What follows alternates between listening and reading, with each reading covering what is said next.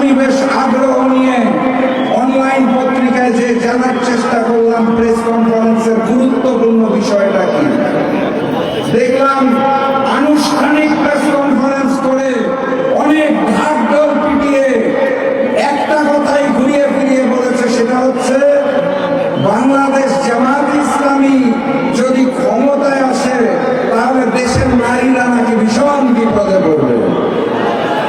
এটাই হচ্ছে প্রেস কনফারেন্সের বিষয়বস্তু।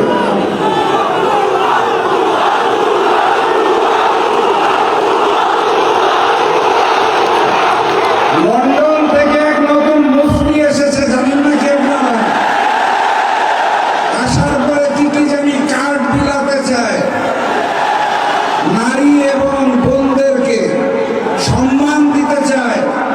আর বিগত কয়েকদিন ধরে নতুন জালেম বিএনপি সন্ত্রাসীরা আমাদের নারী কর্মীদের উপর হামলা করছে, তাদেরকে বিভক্ত করার হুমকি দিচ্ছে, তাদেরকে প্রচারণায় যেতে বাধা দেওয়া হচ্ছে।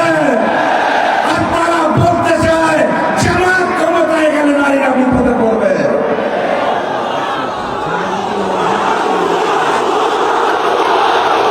কুমিল্লার টাইগার তাহের সাহেবের ভাষায় বলতে চাই, নো হাঙ্কি পাঙ্কি।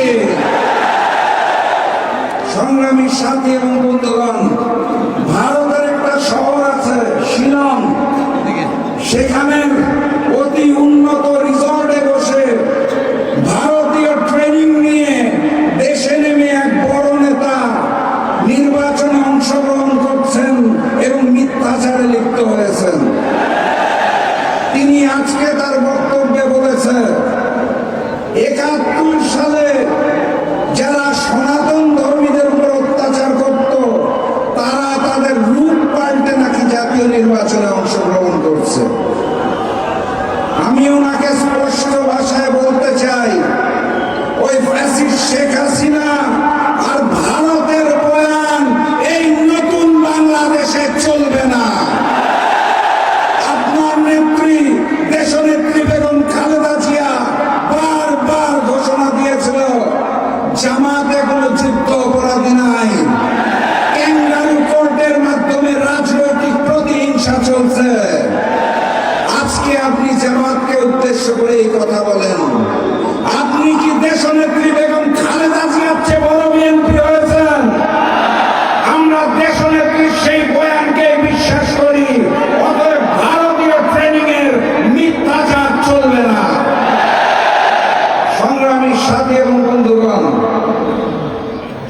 লন্ডনী মুফতি সাহেব দেশে নেমে বলতে চায়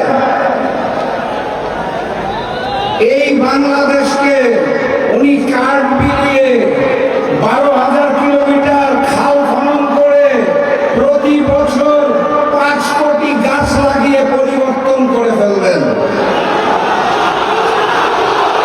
প্রায় ২০,০০০ কিলোমিটার খাল খনন করার জন্য প্রত্যেক দিন ১১ কিলোমিটার খাল খনন করতে হয়, যেটা সম্ভব নয়।